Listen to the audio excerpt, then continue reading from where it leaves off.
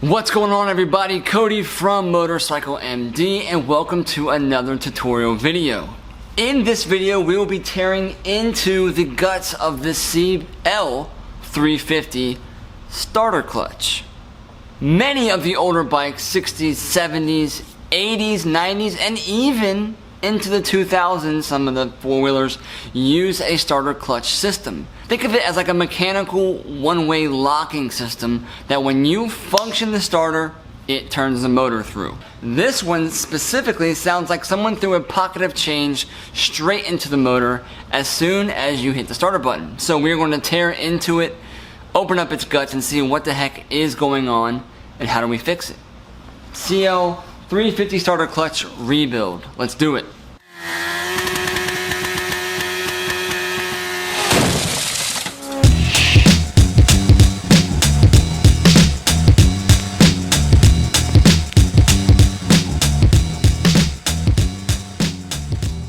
Now the only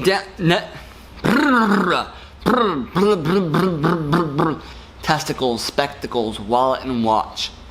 Testicles, spectacles, wallet and watch. Now, one of the lame things about the old side swept exhaust is that you had to take it off for many different repairs. Same thing with this one.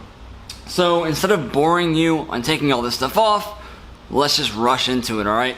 Exhaust has to come off, clutch cover has to come off, the shifter has to come off, the alternator cover has to come off, all of it has to come off. Obviously, you're going to need some gasket sets. I'll be sure to put that in the description, as well as all the parts that I'll be using to rebuild this thing. Now, there's a couple of different things that can actually be faulty, and I'm curious to see exactly what they are. But first, what does a bad starter clutch sound like?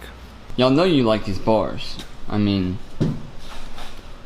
womp womp, womp womp. Let's turn the key on. Blibbity blue.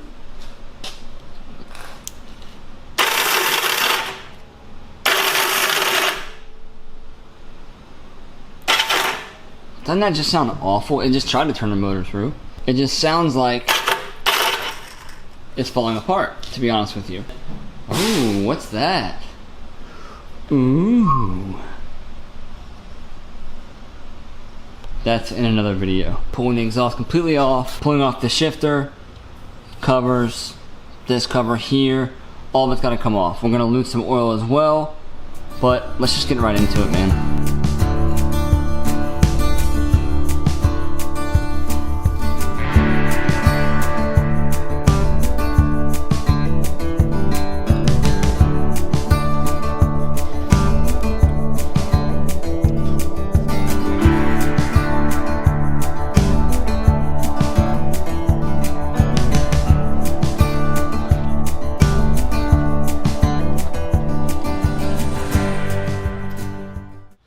Works HD, one of the best nitro gloves I've ever used in the industry, but it's about to get kind of rusty, oily, and dirty. Let's do it.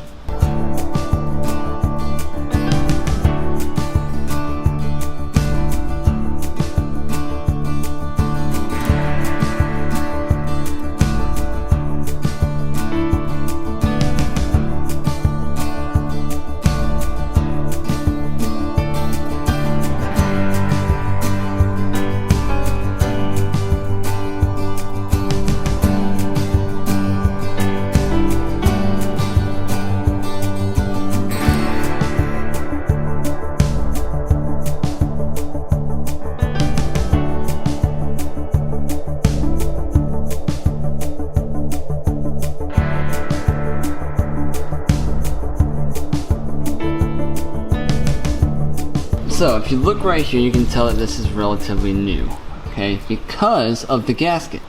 This cutout here is an indication that whoever they got the gasket from knew about the fact that back in the day, when these were all sealed off like they used to do, they would break off and they would clog the top end of the motor, actually. So this is an updated gasket, so someone's been in here before, you know, at some point.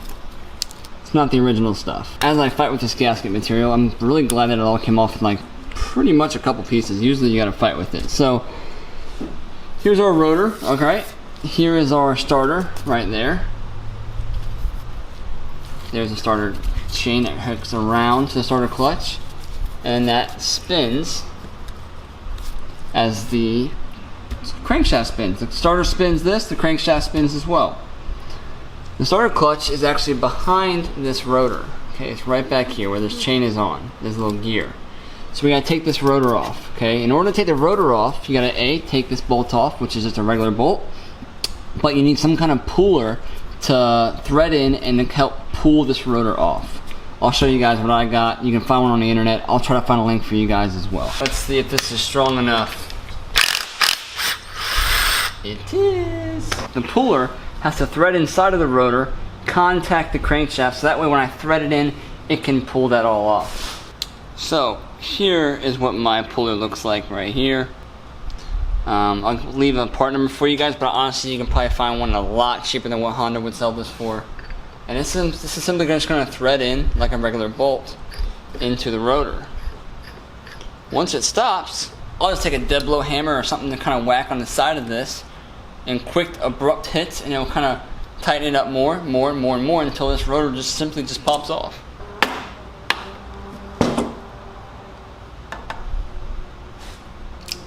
Ooh, parts are already falling out. And here is our starter clutch. And guess what? I was wrong. Yeah, I was wrong. I was really hoping that these would be loose. So -1 for Cody.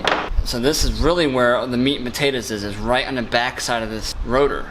Okay, this little soft surface area for the starter clutch wheel, okay, is also important. It's important to look at the surface of that, but I'll show you guys that. But let's break into this thing right here. All right, let me clear some room and we'll dive in. All right, so we will need a couple of tools, Phillips head screwdriver, and just be careful with what is going to fall out of here. This is what you got to pay attention to. All right, just pull her off. This is the magnetic thing, so anything metal, it's going to stick to it. So all these rollers are falling out. Okay, there should be 3 of these main big rollers. There's 2, and there'll be 1 more somewhere right there. And then you have 3 springs. Go ahead and grab a little scribe for this. And then you're gonna have 3 little piston looking type doohickeys. And those go on top of the springs. What you might see is that these screws get loose, but these are all tight. So I'm actually very surprised about that. But what you are looking for, that's it right there. That's the starter clutch torn apart. So the rollers, you're looking for any type of scoring. There's some scoring on this one. A little line that goes all the way across. You're looking for wear on top of these. Typically they'll start to like mushroom out. Okay, or the caps will become completely broken off and these will get stuck down inside of where the spring was, okay? Because these are right on top of the springs, like that, and they'll actually get stuck inside, okay? So a super worn out set would look something like this. See how that's all tulipped out, mushroomed out now?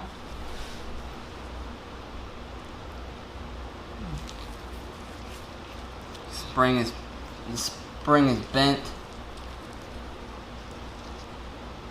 You can see how when that opens up, this little piece here, and mushrooms, it can get stuck down inside like a little sleeve, okay?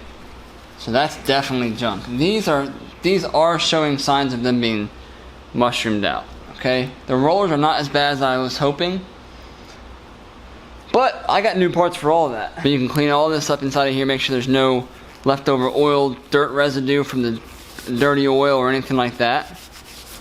Okay, and really clean it all up. And you can also replace these screws if you want to. I've seen screws that have backed themselves out of here and they were literally sitting about that loose, just waiting to fall out. And then rounding the tops of the threads off. See that? There's usable thread there. There's not usable thread there. Pretty crazy, but these are all tight. What I also don't want to do, let's say you're working on this project and then you go to Europe for 2 months. I don't want to leave this magnetic rotor sitting on anything metal for a long period of time. Okay? I've never specifically heard of it, but I don't want this to lose its magnetism at all, because that's what happens when these go bad over time. So I'm not going to let this sit on a magnetic table or a steel table and let it, I don't know. I'm not that educated when it comes to magnetism, but I don't want to do that. And I don't think you should do that either. I want nothing to happen to this rotor because they are made of unobtainium. And unobtainium is not obtainable. I got some new O-rings. These O-rings are for the bolts that hold the front cover on. So we got a nice gasket for that cover when I check the points. I went ahead and ordered 3 new rollers, 3 brand new springs. We can also check the length of each other, and look at how much shorter that spring is. These springs get heated up from the oil. They're so thin, they're so weak, really, that they collapse on themselves. And having a lower spring tension will cause that starter clutch to just do all kinds of funky stuff. So, as you can see, the springs are obviously too short here. So I got brand new springs. And then here are our little 22mm looking bullet type jams. Maybe not 22mm, but these parts right here. Take them all in packaging, install them, and I'll show you guys really how it all works, okay? I'm gonna install. This is kind of hard shot to get, but there are little holes inside of here of where you pulled everything out of, okay? So you can remember what you took apart, then you should be doing pretty good going back together, okay? So spring, and I'll usually put the cap on it, and then find that little hole. And once you find that hole and you put the cap on, you can actually put the roller in there, but not yet because they're just going to keep falling out while I mess with it. So I'm just going to go ahead and put all of them back in.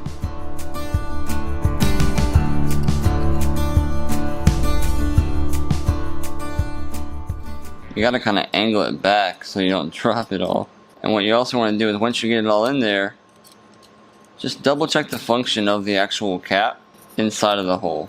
Make sure it's not sticking and try not to shoot it across the room. I will stand my roller up on its side like this, and then I will push this cap back in. Alright, I got it. Oh my gosh, I gotta get a flat tip screwdriver. I was trying to it's like balancing a ball on a stick. And there we have it. The roller being held by the cap. And go around and do the exact same thing to all of them.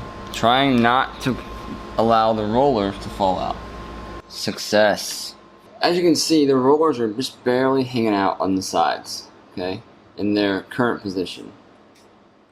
Okay, that locks them down onto this gear, or it gets pretty darn close. As the rollers move back, they kind of sink into a pocket, and now they're not taking up any space outside of that lip. You see what I'm saying? So as the springs get shorter and loose, the rollers won't lock in like they should. They kind of float back here, and then you get that crazy noise going on. So the way that the one-way clutch works is you have a surface here. Okay, so I'm going to take this and put it on and kind of rotate it in backwards. Okay, because then that kind of it takes all the rollers and makes the rollers go back into that pocket, right? So see how this spins freely? Because it's pushing those rollers back in. If I go to the other way, clutches and locks in the other way, turning the motor through. Alright, ideally.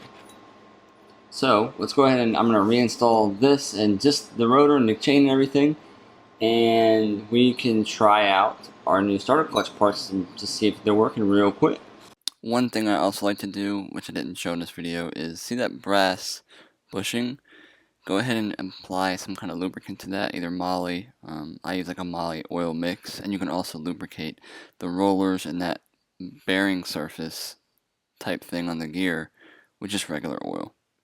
All you custom cafe guys who don't really care too much about the nostalgic of the stock system, let's say you wanted to go to a kickstart only system. So what you would do is you would actually just leave this part, just this geared part, as well as all the spring and rollers and caps out, you'd leave the chain off, you'd leave the gear for the starter off, and then you can take that whole starter assembly off, but you're going to need to plug this hole. And you can find those plugs anywhere online. I made my own.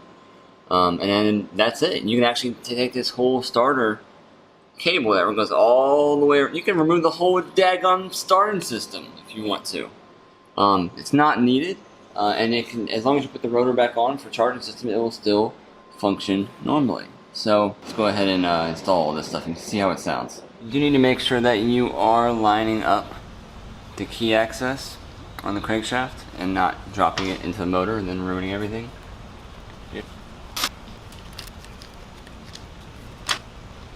I do like to put a little bit of Loctite on the bolt that holds that piece.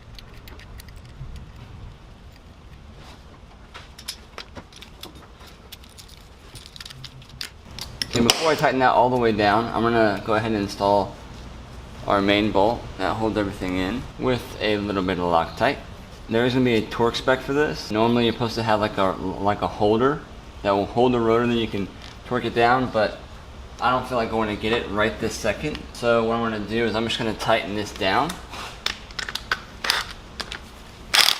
All I want to do is just show you guys the difference. I'm not gonna show you guys how to put it back together because you got it apart.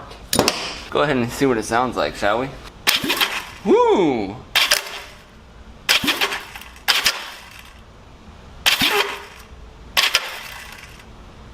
See how it has that ability to move backwards freely?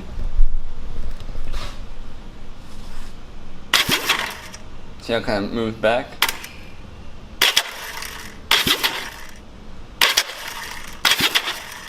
That sounds really good. A lot better than what it did sound, I'll tell you that. I'm going to clean up this whole gasket surface. I will be applying a small bit of silicone seal around here. Cleaning it all up, of course, getting the oil away from that. We'll check the torque on that. I also will be installing my O-rings, what I was trying to tell you guys earlier, on these bolts here that hold this cover. Okay, so these should have O-rings on them. That helps them not leak. I also have a new gasket for all that stuff. Alright, if you have a starter clutch system, it's more than likely going to be like this. It may not be in this area, but it's going to be somewhere close to the starter. Alright, sometimes the starter's on the other side, and it's functioned like on the old 1100, the starter's over on that side, but the starter clutch is on this side. Okay, it's kind of going all the way through to access this, but just on the opposite side of the bike. So that's, if you have a starter clutch that sounds like that on the old 750s, it's very, very common, or the 350s or the 450s, then there you go. But I do hope you guys are enjoying, hopefully, this new shot. I'm working with it, I'm learning how to use the camera. It's something new to me. I'm used to just using a super simple thing. So I apologize if my lighting is still not perfect or if that happens. Also, as you may or may not know, MotorcycleMD Inner Circle is alive and well. Shout out to all my members over there. We're actually just getting ready to dive into a rebuild of a 1970 350 twin motor. I'm super pumped about it. We're actually getting ready to dive into a 1970 350 motor teardown. I'm super pumped about it. Going to the top end, putting some aftermarket parts in, making it run amazing just like it did when it came out of the box. Hopefully a little bit better. But that's just a small fraction of the stuff that's over on that site. Be sure to check it out. I'll put a description below. What could be better than going after a problem with your bike, or you want to go after an issue, carburetors, all kinds of different stuff, and you have a professional Honda technician who can help you out along the way, answer any questions you may have if you're stumped or what have you. I also have lots of carb cleans on there. I'm adding them as I go. But before you go, seriously, grab this free troubleshooting cheat sheet that I want to give you guys just for watching this video. It's a little cheat sheet that I put together to help you diagnose certain troubleshooting issues on your bike. Check it out. It's helped a lot of people out. And of course, follow me on Facebook and Instagram /TheMotorcycleMD. Thank you guys so much for your time, your energy, watching this video, and of course, supporting MotorcycleMD for now and the future to come. Cody from MotorcycleMD, giving you guys quality tips and tricks for your next build, possibly your new daily rider. I'll see you guys next time. Later.